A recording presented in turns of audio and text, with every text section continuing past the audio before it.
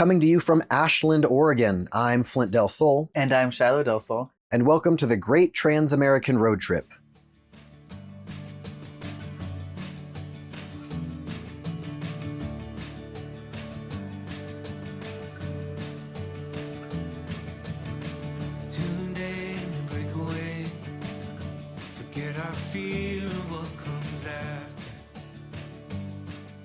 We are trans husbands who decided to leave our roots behind to become permanent nomads, traveling the country in search of community, safety, and belonging.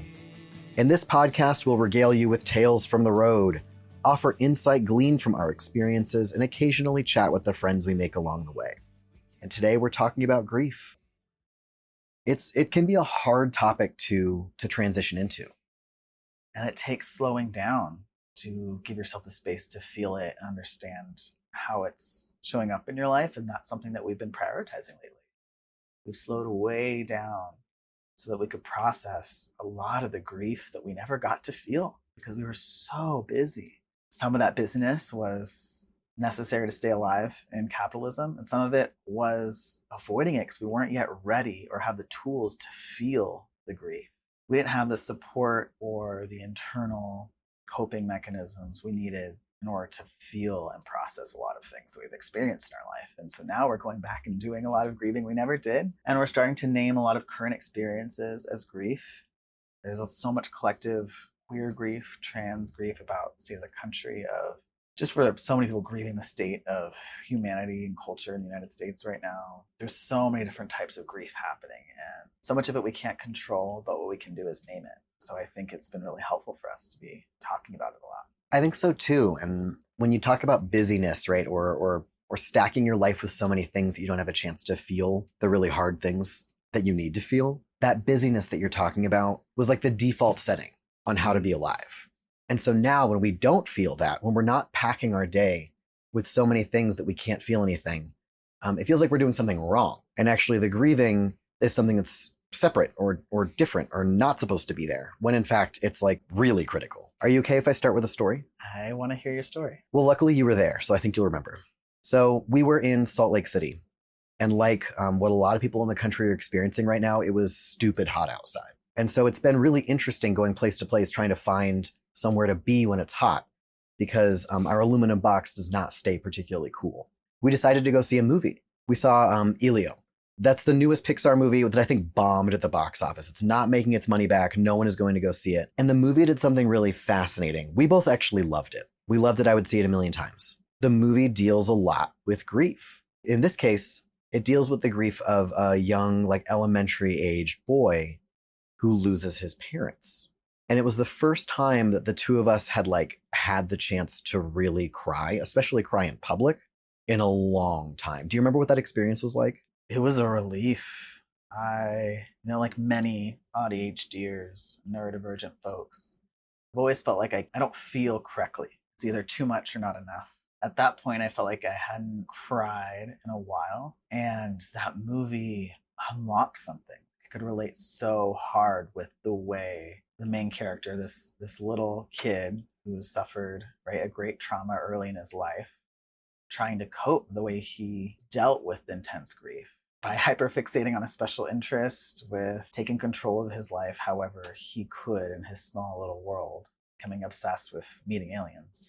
Well, specifically being abducted by aliens. Yeah. And this is the difference, right? Like, it's not just a special interest, because yes, a special interest can be a thing we can channel our grief into, or to avoid feeling our grief, right? Which is what this kid is doing. He wanted to be abducted. He wanted to be taken away from the entire planet. Like, please, he would make these entire light up targets that he'd put out on the beach. Like, please come and take me to a different part of the universe. And I think anybody who's experienced really heavy grief, inescapable pain, understands that. Just wanting to be taken away from it. Beam me up to a different way of feeling. Yeah. It's so relatable. And the not being seen, trying so hard to be seen by your people, and when you can't, you search for other places. Fantasy is often one of those where you can feel seen. But we keep saying grief. And so before we go too deep too, and I want to hear the rest of your story. Yeah. I'm wondering if we should stop and define grief. Sure. Before you look at a single book, because no one can see us. This is an audio medium. You are surrounded by open books. You've got 4 books that are open in different parts of our house, which is, I would say, like 30% of the given real estate that we have available to us. So without looking at a book, do you think you can do like your best approximation? Like what would you define grief as? And then I'll go. Grief is a process. It's a cycle. It's many emotions, right? So it's denial, anger, sadness, bargaining, and acceptance in different orders at different times. It's holding multiple things at once, right? It's the intense cycle we go through when we have a loss. I think this is such a good example of how different the two of us tend to approach a given topic. Because I feel like you just gave like such a beautiful summative experience of like what grief is. And my brain immediately wants to just explain the feeling. Like I want to go to metaphor. I want to go to how do I take the feeling that I know I'm very familiar with? How would I explain it to someone who's never felt it before? How would I try to compare my feeling to something that they might understand? And I think grief to me feels like a homesickness that can't be resolved. It feels like a hunger that can't be fed, a thirst that can't be sated, right? Like it is a bottomless well where you can keep dipping your bucket as far as it'll go and it never touches water. And it's something that when you're in the middle of it feels never ending. And I think so many people, when they talk about grief, when something has happened, it's loss or a fear of loss, right? Like when you talk to people who are right on the edge of feeling it, there is such an intense fear that once they start to really feel that grief, they will never come back from it. It will eat them alive, right? It'll just swallow you whole. And you can't come back to where you want to be out of grief. It is a really terrifying place. It's like you're standing right on the edge of the Grand Canyon, except it's black at the bottom and you're just looking down and you're like, well, I'm not going in there. Like, holy shit, if I take a step forward, that's it. I'm going to get swallowed by this and I'll never come back. A lot of what you're describing is that sadness and bargaining and angry part of grief. That once we're in it, or if we can see it, right? Like I think, the edge you talk about is like kind of that denial, right? I'm not feeling it yet. Like I can't touch it. I'm just going to pretend it's not happening. It's not conscious, right? It's just we've blocked it out or we've been avoiding it by focusing on other things. It's just too much to step into. Denial is a part of grief. It is. And when you said that I was just talking about the negative parts of grief, you were so right. Like I think that that's what we tend to fixate on when we think about grief. It doesn't feel resolvable. And I think there's still a lot of things I'm actively grieving, especially as a trans person. I want to say especially as a trans person, but like I don't know if there's a particular demographic of person you could be right now who's not experiencing a degree of grief. And I think one of the things that makes it really challenging to exist as a human person in time and space is that you almost can't choose what to grieve fast enough. Like every time you look in a new direction, there are 4 new things that you don't have direct control over. And there can also be like a guilt, a shame associated with not grieving.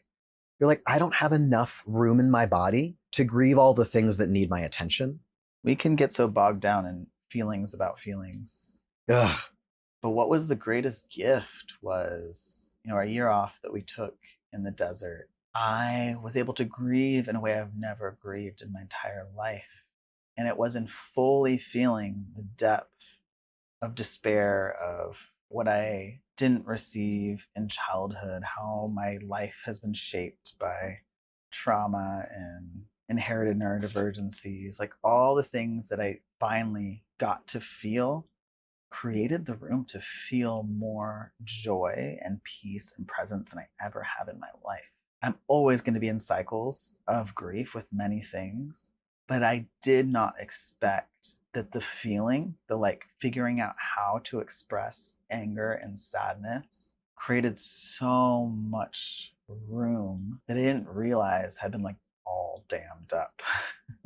I feel that so deeply. And I hadn't thought about it that way, that like if I don't let myself feel the grief, or if I don't find a way to feel it, then I don't have room to feel the other things that I also want to feel. And if you don't see them as a part of a continuous cycle, as a part of just being alive, then you're going to keep yourself from getting to the next part. Like you're always going to be on the edge, right, of that endless black Grand Canyon. And you're not going to get to see what the other options are, the other feelings that are available to you. There's an entire wheel, right, that you don't have access to. And when you mentioned going into the desert, in the desert, one of the reasons why we were able to feel these things is we created a ritual around it. And this is one of the things that I think Western society has really failed in is creating rituals for grief and creating ceremony for the anticipated ways that we're gonna feel. We don't have a lot of those, rites of passage. We don't have a lot of really great non-religious, right? Like a lot of us are survivors of some sects of especially like Christianity that bastardize this a little bit in a way that doesn't feel good. We don't have a lot of cultural touchstones for grief, or at least a lot of us don't. Yeah, and while grief is so important, I think it's necessary to also add that there's nothing wrong with anyone for not grieving. Yeah. That's how our brains keep us safe. For folks that struggle with their mental health, letting themselves grieve, like it's a privilege that requires resources and capacity, and also can create that. It's this double-edged sword. We have to take it slow and balance it with the resource and capacity that we have. For some people, I think about, for those of us that have monotropic brains, we can sink into a grief period that's so deep because we just have brains that sink into everything in our lives more deeply. Yeah, what does that mean, monotropic? Yeah, monotropic brains, as opposed to polytropic, tend to funnel their energy on fewer things. Their mental resources focus on fewer things more deeply, versus polytropic can focus on more things. So this is like special interests, hyperfixations, more than just that, right? It's your whole processing. The way your brain processes tends to focus on fewer things deeper. Is this like when I was in middle school and like I had a crush on a boy and then the whole world basically dissolved for weeks at a time because that was the only thing that I could focus on? Yeah. Okay. I understand that now. Yeah. I have a better picture of what that means. It can make it hard for some of us that are autistic to focus on things in a conversation without relating them. Like I'm always relating everything to my special interest in my brain, right? My special interest is how our brains work, mental health, neurodiversity, autism, ADHD, and CPTSD. So everything I see in the world, I keep relating back to that. It's how I make sense of my world. Which is why Pixar movies are so much fun to watch with you. Yeah. And for you, it's movies. So that's why also our relationship works really well, because we get to psychoanalyze movies together and it hits both of our special interests. I love it. I was a film teacher. That was what I did. I was getting paid specifically to infodump on teenagers. All that to say, right? Our brains are incredibly good at protecting us. Yeah. And the way each of us grieve is going to be on our own timeline in our own way. And this all comes down to just following your own intuition. Once I had unpacked a lot of my autism and ADHD and realized that it was making it difficult for me, like I struggled with interoception, right? Like being able to feel what's coming up in my body and process emotions, then I wanted to learn about it. And so I've been reading the Tao of Fully Feeling, or I'm on at least my second read of the Tao of Fully Feeling by Pete Walker. And he just has a way with words that's really helpful for understanding how to feel. In his chapter about, which of course he titles The Gifts of Grieving. Ugh. Right? Because in order to even approach it, I needed to reframe it. But this goes to what you were speaking about, a way to visualize it. He says that grieving is as necessary to emotional health as urinating and defecating are to physical health. Grieving removes the emotional energy of hurt and pain from the psyche as the physiological functions of elimination remove chemical toxins from the body. Okay. You've read that quote to me a couple of times now, and I'm just now realizing that it's essentially making grief like your kidneys. It's like the filtering system. It's flushing the things out of your body that need to be flushed out. So you're not like emotionally constipated. Yeah, it's the river, right? I often picture neural pathways as rivers, and emotional suppression can be like a dam, and it's going to get stacked up and it's going to come out in all these different physical and emotional symptoms. And figuring out how to grieve is how we release the dam and let it flow. And it's so fucking uncomfortable, right? Yeah. Like it's hard. It sucks because it feels like everything coming all at once. And for those that feel things really big, it's a lot to process. But then eventually it clears space. It's like a breath of fresh air. Well, I think that toddlers know how to do this. Toddlers know how to feel everything all at once in really big physical ways, right? Like a kid that has a tantrum at Walmart or whatever, right? They're just throwing themselves to the ground, feeling like they can't have the thing that they want, or, they're tired and upset and they can't have a drink or rest the way that they want to. And they really are like having little grief cycles. Yeah. They're having like an adorable little baby grief cycle, and they are allowed to feel things. And then there's a period of time in which we stop. We stop letting our emotional kidneys do the work that they need to do. And that's really bad for us. we're holding it in. Why? Well, part of it, none of us were taught how to do this. We were mostly raised in emotionally suppressive environments. If we had a feeling, it made our parents uncomfortable. And so they shut down the feeling real fast and very, very young. Ugh. In toddlerhood, if no one supported us in feeling our feelings, we stopped. So part of it is we just don't know how. Part of it is there's so many, our brain's trying to protect us. So for those of us that have any reason to feel perpetually unsafe, right? Because we're in any marginalized community, then our brain can just go into overdrive of not feeling because it feels unsafe. But I also think about, for a long time, I struggled with the middle part, right? So if you do think sometimes of grief linearly from denial to acceptance, I always wanted to jump to the acceptance part without feeling the sadness and anger and bargaining, and then going back to denial, and then going back to anger, and going back to sadness, and then dipping my toe in acceptance and coming back again. That's what it looks like. It's something that has to be revisited over and over and over as you clear out that neural pathway all the way to get to the acceptance. It sounds like in both of these circumstances, right? Like with the parent wanting to move past the grief as quickly as possible to you wanting to move past it. It's just knowing that discomfort is part of the process, and we do whatever we can to avoid discomfort. So your parents, right, or whoever it is that's raising you on the day to day, there's a period of time in which they stop having space for your grief. And even honestly, even when you're a toddler, they don't like that either. But toddlers aren't as good at listening to instructive feedback. And so, yeah, they're like, no, I don't want to deal with the thing that this makes me feel. I think a lot of us that have now as adults, parents that still haven't done a lot of this work are still there. When we try to revisit things with them and go back and bring something up that might make them uncomfortable, they don't have the practice. They don't grieve enough, right? Like it's like I keep going back to this urine comparison that your book brought up. Imagine trying to get somebody to pee who hasn't peed for like 40 years. Like, would they even know what muscles to use?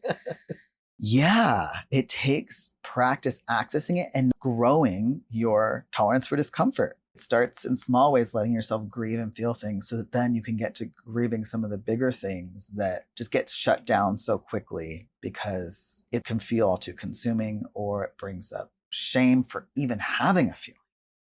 Yeah. It's like all about learning how to feel, period. Wow. And one of the things, you brought up how difficult it is to talk to parents sometimes about this, because one of the things we're realizing we need to do to unclog our emotional systems is grieve some parts of childhood. I like how Pete Walker puts it here, that grieving helps us exhume the parts of ourselves that were sent to an early grave in childhood. Exhume the parts of ourselves that were sent to an early grave in childhood. Yeah. I mean, so many of us are doing it in so many ways, but even just as a trans person, as an autistic person who had to mask, as a person healing from trauma who fawned, grieving the loss of the parts of me that were curious and creative, that went anxious and distant, the parts of me that naturally would have connected with others, but instead became really shy. Like, grieving those losses has allowed me to release and reparent and have access to my calm, curious, creative parts, feeling sad for those other parts, naming them, because that's really the first stage of being able to grieve, is even naming what there is to grieve.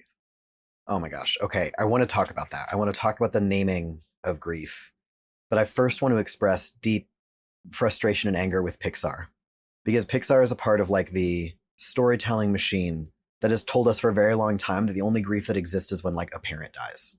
That's like the only thing you can grieve. It's not even if other people die, but like death in general is considered like the thing you're allowed to grieve.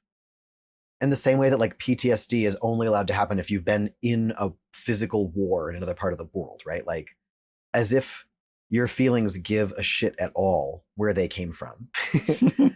But like, that's not the only thing that you can grieve, and it can make it so hard to name. So like, can I heal something? Can I work through it? Can I feel it to the point where I can now like, unclog the dam and let the river keep moving if I can't name it, if I don't realize that what is happening is grief? Is that what you were talking about with the naming? Yeah.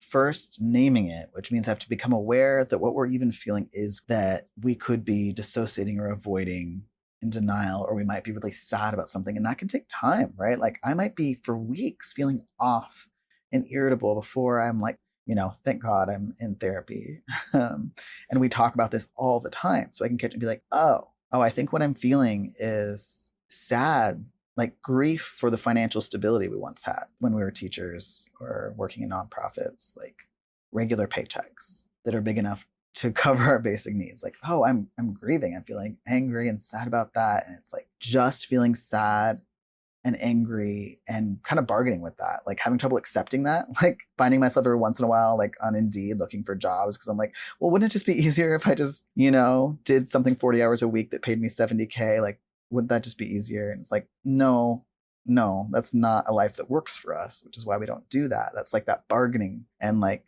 denial and back and forth without being able to name that. I just feel crazy. Yeah. And I know like, right, crazy is a term that it's still a thing you can feel, even though it's feel it. Yeah. You can feel like it feels like an emotional roller coaster. It feels like regressing and forgetting and feeling uncomfortable, and just being able to name that is a type of grief that so many of us are feeling because we're in a fucking recession. So lots of people are feeling the grief of financial instability. Yeah, that financial grief is one that's really hard to name because there is an expectation of the way that you were supposed to be able to live, right?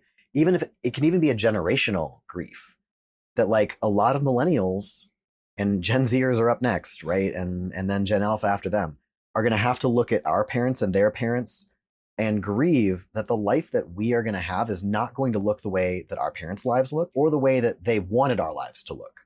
Like that life is not really possible for most people. No, property costs are not the same as they were. Property costs, 30, 40 years ago. wages, groceries, right? Like all of the things, you are not in the same set of circumstances that your parents were in or that their parents were in. And so there is a mourning period that has to happen. You got to urinate that out. I'm going to keep coming back to it. I'm going to keep. Yeah. So naming it allows us to go through the process. What have you been grieving lately? Oh my God. I think, I've been grieving a lot of things, actually. Being here.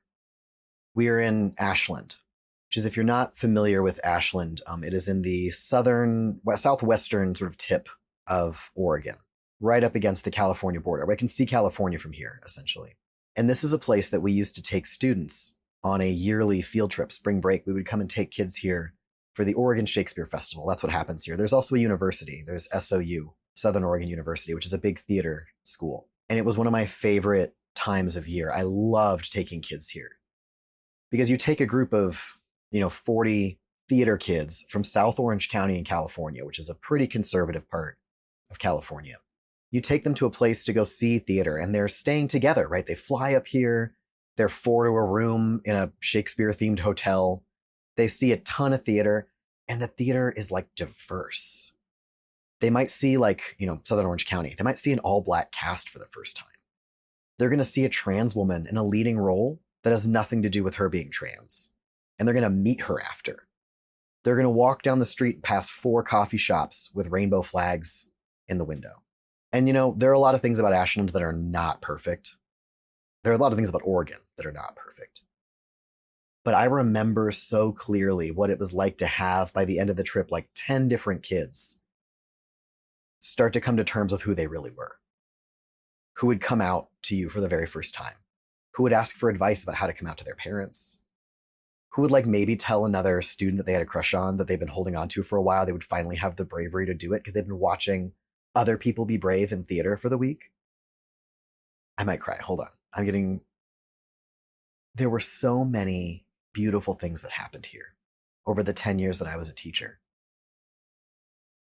that I'm never going to get to do again. And there's no way to go back to that. And I think that's maybe what grief is for me, right? I can't rewind. I can't put myself in the same place that I was then. That person, that time, those circumstances don't exist anymore at all.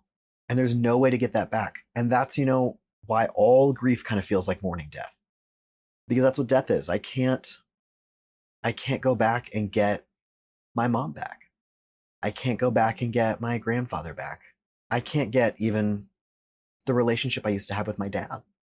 And that's why the end of grief always comes back to acceptance because there's no other option. There is no like time travel button or reset button that gives you a different outcome.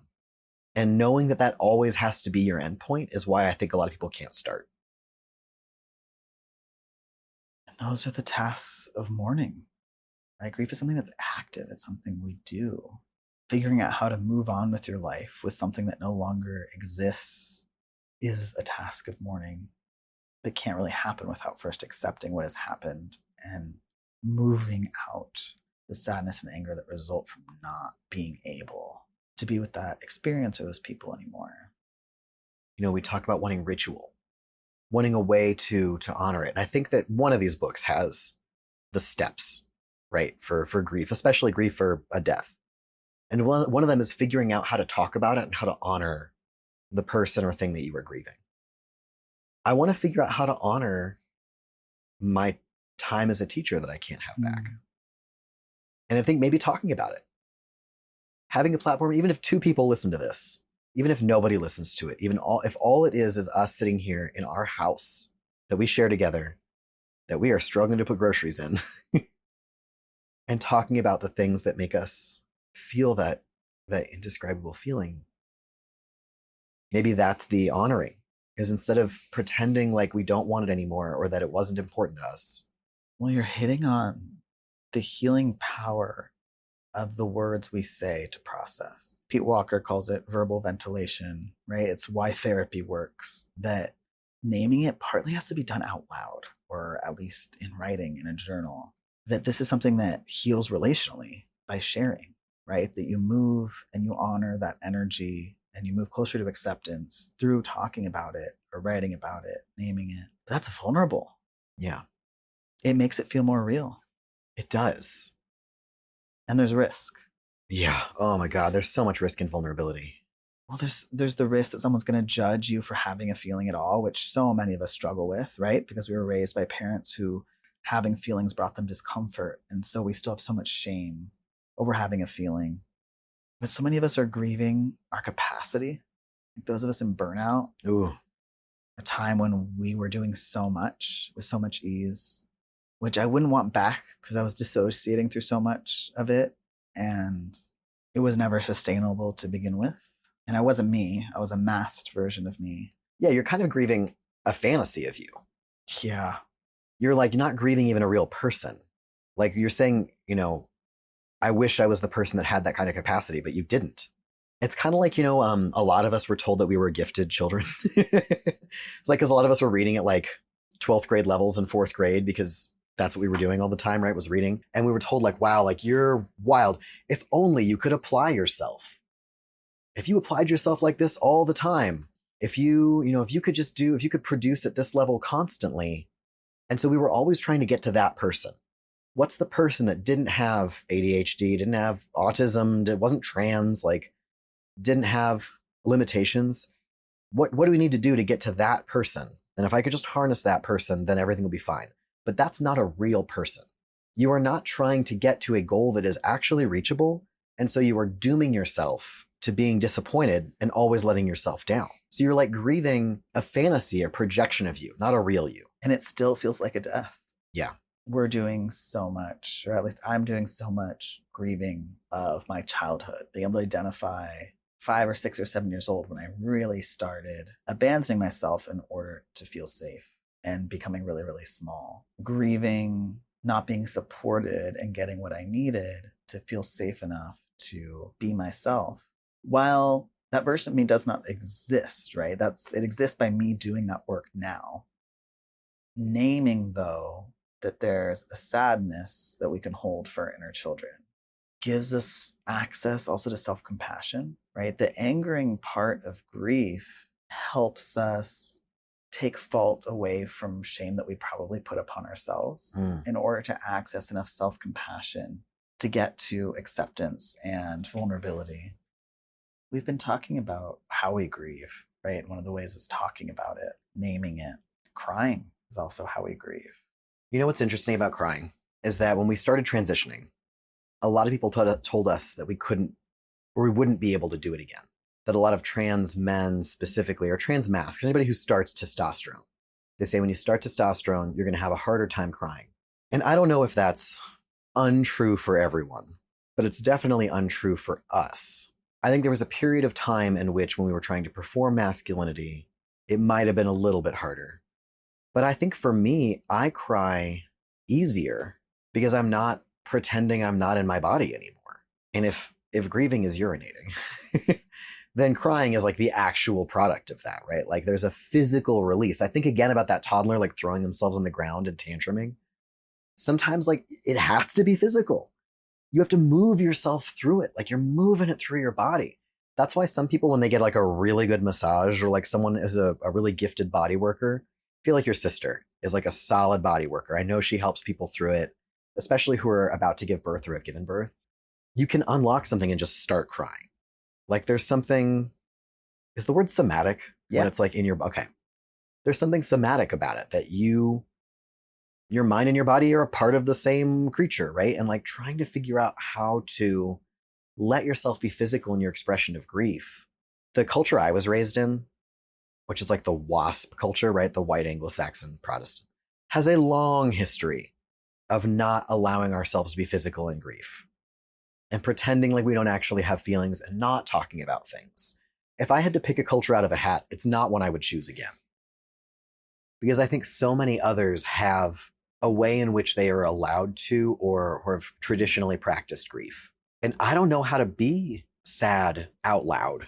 That's something I've had to kind of invent. And I wish there was something that I could share with like my family or something that existed in generations before me. Because I don't know if I can remember a person in my family who ever experienced grief in a way that I could see. There's so many of us that have trouble accessing it. One of the first ways in is art. You have grieved through your writing and your poetry, your visual art. You know, in all of the books out here, I want to name them for listeners. We've already mentioned the Tao of Fully Feeling by Pete Walker. We also have Brene Brown's Atlas of the Heart. We have Trauma and Recovery by Judith Herman. And the one I actually want to draw from right now is the Wild Unknown Archetypes Guidebook by Kim Krans. Oh, we love Kim Krans. Because what has helped us feel, right, get from just intellectualizing feeling to embodied feeling has been working with Kim Krans's card decks, the tarot deck, archetype deck, alchemy deck, and I also have an indigenous Nawa oracle deck.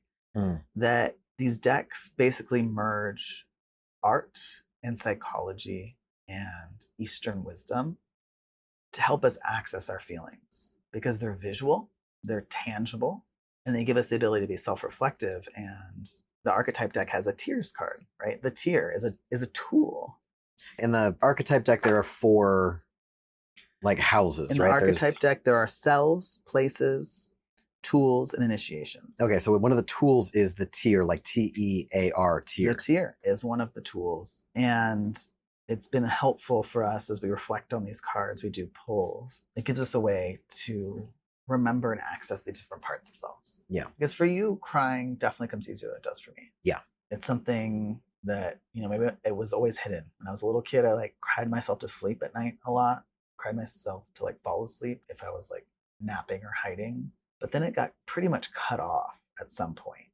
You know, like you said, it's actually gotten a little bit easier as I've transitioned because transitioning has made it safer to be in a body. When I was really struggling with bigger mood swings because I was doing too much and I wasn't taking time to heal and process my emotions, then tears were like an all at once thing, right? So then you avoid them because it's a lot. Yeah. And so now it definitely comes in more microdose energy because we're more regularly tapping in and making sure that we're feeling and processing things. Did you want to read anything from the tear? Yeah, so the tear Kim Krans names as the release. There are droplets of letting go. Once they begin to fall, we allow the swelling tide of emotions to run its elemental course. And this is where metaphor, right, which is poetry, which is how you have conceptualized grief, is so important for helping us move it through us. And so, you know, reading Kim Krans's descriptions of her various cards feels like reading poetry to us. Go back and forth reading it aloud. And it allows those of us that are really intellectual, that need words to understand what's happening, right? My autistic brain's like, no, I need words to understand this. poetry, writing from people that are artists, that are somatically embodied, really helps me connect those part of myself that have been shut off for so long, or I just access differently because of the way my brain works. I think crying specifically, right, as a tool of grief is fascinating because we can talk all day about how much we like crying and how crying is really helpful for us. And there's still something that feels so embarrassing about it, especially right now as men who are not supposed to cry. It's interesting that we've taken a gender and we're like, there's a really essential function that your body does that you can't do. In fact, don't. That even little boys are told, even when something really horrible happens to them or something physically painful, that they can't cry. Because again, it's a vulnerability. You are very vulnerable when you cry, especially if you're crying in a big way, a way like the gasping breath kind of cry. And it reminds me of a quote that you read from the Tao of Fully Feeling that I cannot find, but I have memorized, so it doesn't matter, which is, what happens when you picture crying in front of your father? And I made the most like gut-wrenchingly horrifying sound. The idea of being vulnerable in front of someone who is not vulnerable with you, when it's not an equal social contract, that's so scary and really uncomfortable, and leads me to think about what it means to be safe, to be someone to grieve around. Yeah. How does it always come back to safety? Always, right? It's always about safety. It's always about shame. Yeah. It's always about vulnerability. But really, we've known for a while, and there's been, cultural movements around creating space for men to cry. And the question is, so how? How do I get myself to cry in a way that feels productive and not just sinking? And for some of us that have had that shut off for so long, how do we do that? And that comes back to where we started with talking about Elio. Yeah. Is that seeing ourselves in characters, right? Reading and watching movies is a really helpful way for those of us that struggle with really feeling our feelings to feel. And not just characters, and yes, characters, right? Seeing representation isn't just about identity, it's about action. Like, what are the things I'm seeing these characters do? And the more men can cry in film or whatever, the more that it's going to be not a weird thing to see men cry out in the world. Also, like, we had this big move to have more friends who are like a lot older than us. I love the fact that a lot of our friends are older, like retirement age. And one of them was a neighbor that we had when we lived in the desert, who I still send postcards to. We love him. And we were there with him through the passing of his wife, and how important it was for him to be able to be with other men that he could talk about his feelings with. And we weren't the only ones. He had another male friend that he talked to as well. But I remember him coming over when she was still very sick and telling us that he was so scared of crying because once he started crying, he was worried he wouldn't be able to stop, that he would stop being able to breathe, that it might actually kill him. And this goes back to, I was thinking at the beginning about when we were trying to get our parents to deal with something uncomfortable. How do you do that when you have no practice? When it's been years, how do you even know what muscles to engage? It's why it has to be a thing that we engage with regularly. And it's not a sign of something terrible if you grieve frequently. There are a lot of things to grieve, and what you're doing is not stopping up your system.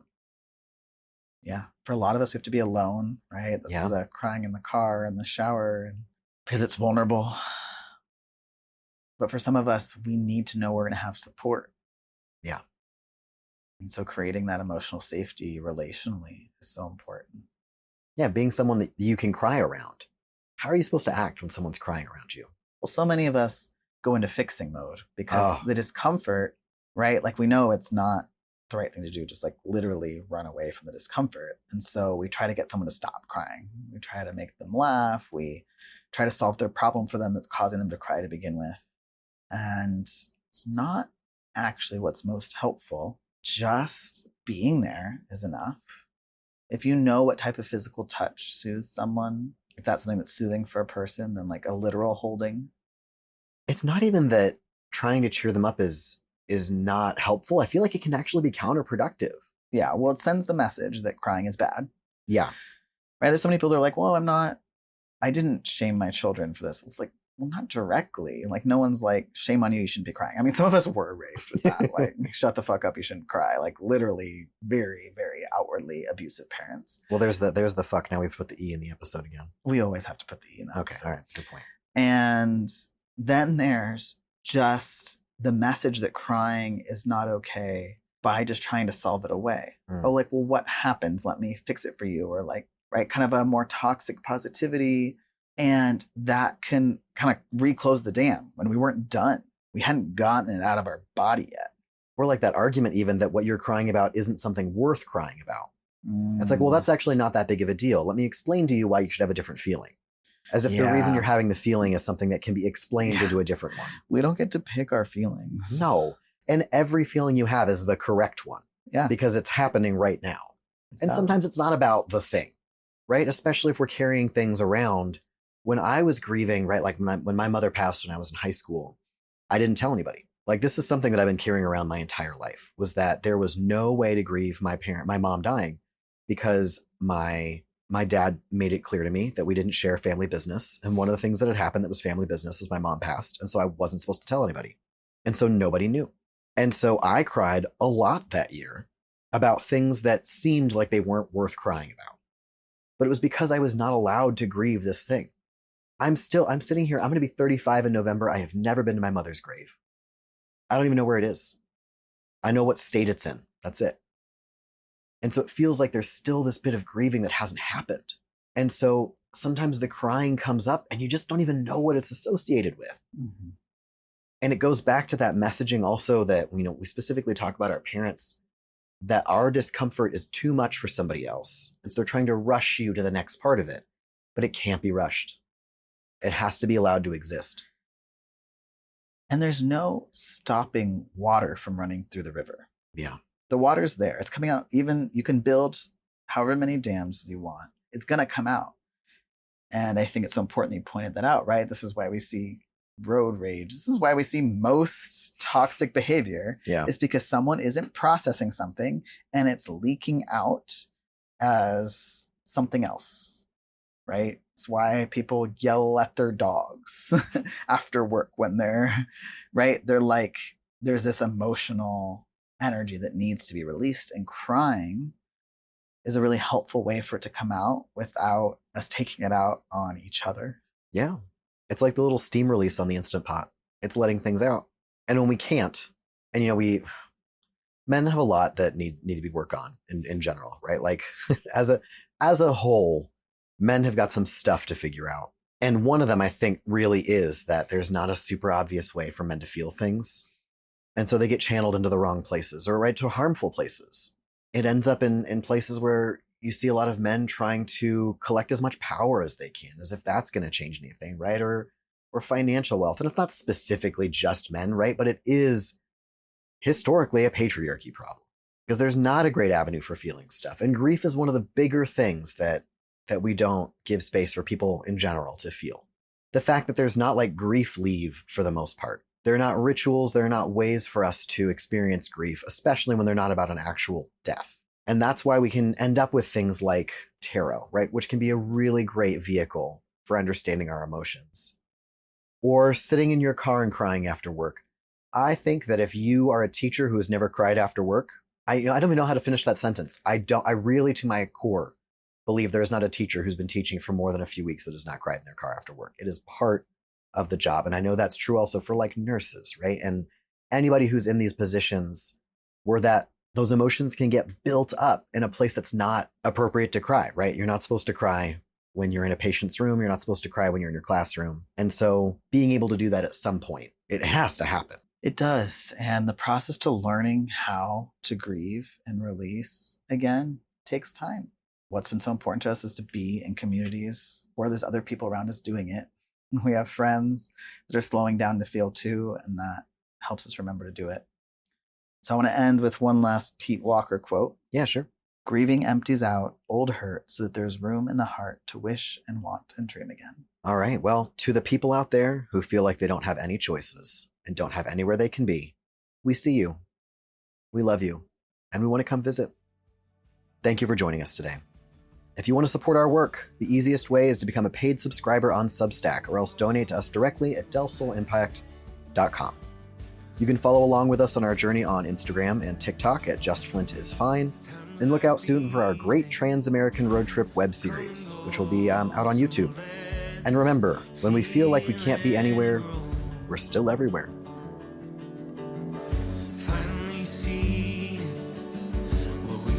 always known.